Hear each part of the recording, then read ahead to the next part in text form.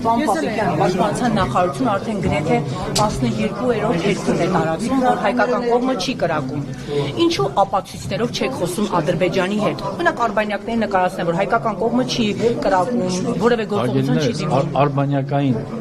նկարները չեն կարող ցույց տալ գնդակների կրակելու չկրակելու մասին։ Դրա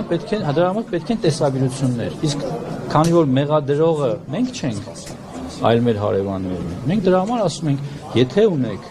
ապացույցներ, տեսանյութեր տրամադրեք մեզ։ Մենք պատրաստ ենք ուսումնասիրել, հետաքննել։ Մինչ օրս չենք ստացել նմանատիպ արձագանքներ։ Իսկ դուք չեք ուզում ապացույցներով դուք խոսեք, մեր պաշտպանության Ինչի մասին խոսենք, չեղած բանի մասին, չեղած բանի ի՞նչ է ապացույցը։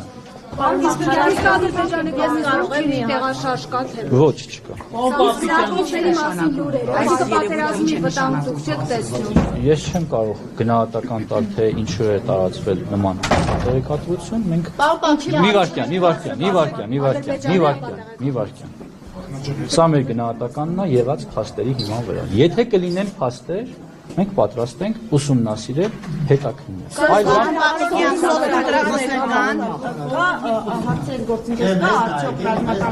Հարգելի գործընկերներ, բայց հիմա հարցը այստեղից է։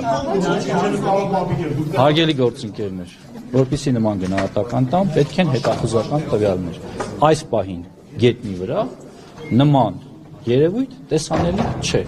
Մամուլում տեղի ունեցող ապատեղեկատվությունը նրա մասին, որ տեղի են ունենում կուտակումներ, զորքերի տեղաշարժեր, պաշտպանության նախարարությունը չի հաստատում։ Պարոն Պապիկյան, հիմա բոլոր վտանգավոր կրակոցները, խախտումները, որոնք ուղղված են մեր դիրքերի վրա, մեր անձնակազմի վրա, մշտապես պաշտպանության նախարարության կողմից տրվել են հաղորդագրություններ եւ բացատրություններ։ Ադրբեջանական կողմը ինչու է հիմա Հիմա կրակել է չեն կրակել։ Ասում եմ Եվ կրակել անկախ նախկինում ունեցած պաշտոնից, ներկա պաշտոնից, ես ասում եմ պաշտպանության նախարարությունը մի քիչ առաջ է հայտարարությամբ հանդես եկել կամ մի ժամ առաջ, որ մեր հարգելի գործընկերները միայն տարածեն ճշտված տեղեկություններ, իսկ տեղեկությունները ճշտված են, եթե դրանք ճշտված են պաշտպանության։